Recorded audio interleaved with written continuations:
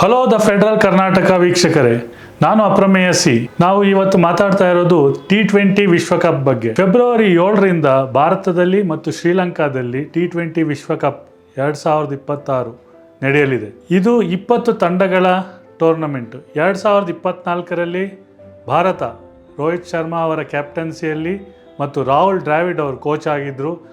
ಅಲ್ಲಿ ವಿಶ್ವಕಪ್ ಗೆದ್ದಿತ್ತು. ಎರಡನೇ ಬಾರಿ T20 ವಿಶ್ವಕಪ್ ಗೆದ್ದಿತ್ತು. ಮೊದಲನೇ ಬಾರಿಗೆ 2007ರಲ್ಲಿ ಮಹೇಂದ್ರ ಸಿಂಗ್ ಧೋನಿ ಅವರ ನೇತೃತ್ವದಲ್ಲಿ ಗೆದ್ದಿತ್ತು. ತುಂಬ ಹಲವಾರು ವರ್ಷಗಳ ನಂತರ ರೋಹಿತ್ ಶರ್ಮಾ ಮತ್ತು ರಾಹುಲ್ ದ್ರಾವಿಡ್ ಅವರ ಕಾಂಬಿನೇಷನ್ನಲ್ಲಿ ಬಾರ್ಬೆಡೋಸಲ್ಲಿ ಟ್ರೋಫಿಯನ್ನು ಗೆದ್ದಿದ್ರು. ಈಗ ಮತ್ತೊಂದು ವಿಶ್ವಕಪ್ ನಡೆಯಲಿದೆ.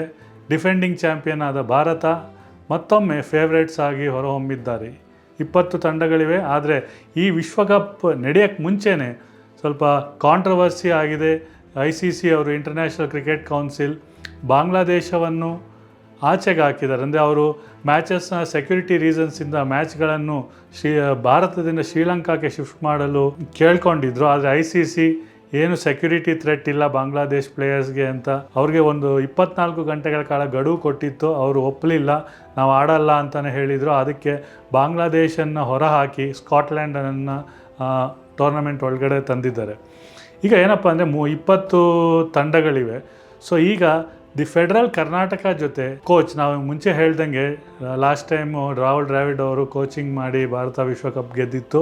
ರಾಹುಲ್ ದ್ರಾವಿಡ್ ಅವರು ದಿ ಫೆಡರಲ್ ಕರ್ನಾಟಕ ಜೊತೆ ಎಕ್ಸ್ಕ್ಲೂಸಿವ್ ಮಾತುಕತೆ ನಡೆಸಿದ್ದಾರೆ ಈ ವಿಶ್ವಕಪ್ T20 ವಿಶ್ವಕಪ್ ಬಗ್ಗೆ. ಅವ್ರು ಏನು ಹೇಳ್ತಾರೆ ಬನ್ನಿ ಕೇಳೋಣ. I don't think so. I think they're playing really good cricket. They're playing really well. Teams performing really well. So in general, start as favorites. But it's T20 cricket, right? I think, on the day, sometimes any team can beat it. But I expect India to be there pushing the semi-finals and the finals. And but hopefully they have a bit of luck. So we'll all be rooting for them and we're all behind. ವೀಕ್ಷಕರೇ, ನೋಡಿದ್ರಲ್ಲ ರಾಹುಲ್ ದ್ರಾವಿಡ್ ಅವರು ಏನು ಹೇಳಿದ್ರು T20 ವಿಶ್ವಕಪ್ ಬಗ್ಗೆ. ಅವ್ರ ಪ್ರಕಾರ ಭಾರತ ನೆಚ್ಚಿನ ತಂಡ ಆಗಿದೆ ಗೆಲ್ಲಲಿಕ್ಕೆ. ಆಮೇಲೆ ಅವ್ರನ್ನ ಕೇಳಿದಾಗ ಹೋಮ್ ಕಂಡೀಷನ್ಸಲ್ಲಿ ಆಡೋವಾಗ ಏನಾದರೂ ಒತ್ತಡ ಜಾಸ್ತಿ ಇರುತ್ತಾ ಅಂದರೆ ಅವ್ರ ಪ್ರಕಾರ ಅವ್ರು ಹೇಳಿದ್ದೇನೆಂದರೆ ಇಂಡಿಯಾ ಯಾವುದೇ ಒತ್ತಡದಲ್ಲಿರಲ್ಲ, ಅವರು ಉತ್ತಮವಾಗಿ ಆಡ್ತಿದ್ದಾರೆ ಈಗ T20 ಕ್ರಿಕೆಟು. ಮತ್ತು ಸೆಮಿಫೈನಲ್ಲು ಆರಾಮಾಗಿ ರೀಚ್ ಆಗುತ್ತಾರೆ.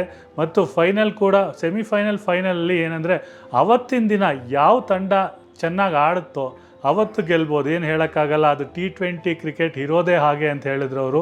ಅವತ್ತು ಸ್ವಲ್ಪ ಲಕ್ ಇರಬೇಕು, ಸ್ವಲ್ಪ ಜಾಸ್ತಿ ಎಫರ್ಟ್ ಹಾಕಬೇಕು ಅಂತ ಹೇಳಿದ್ದಾರೆ. ಯಾಕಂದರೆ ನಾಕೌಟ್ ಮ್ಯಾಚಸ್ ಇರೋದ್ರಿಂದ ಆಮೇಲೆ ಲಕ್ ಬರಬೇಕು. ಆಮೇಲೆ ಅವರು ರಾಹುಲ್ ದ್ರಾವಿಡ್ ಇನ್ನೊಂದು ಮಾತು ಹೇಳಿದ್ರೆ ಏನಂದರೆ ಅವರು ಸಪೋರ್ಟ್ ಮಾಡ್ತಾ ಇರ್ತಾರೆ, ಅವರು ಎಲ್ಲ ಪಂದ್ಯಗಳನ್ನು ನೋಡ್ತಾ ಇರ್ತಾರೆ.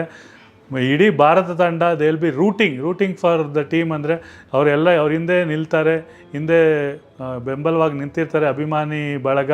ಸೊ ನಾವು ಕಾದು ನೋಡೋಣ T20 ವಿಶ್ವಕಪ್ ಮತ್ತೆ ಭಾರತ ಗೆಲ್ಲುತ್ತದೋ ಇಲ್ಲವೋ ಅಂತ.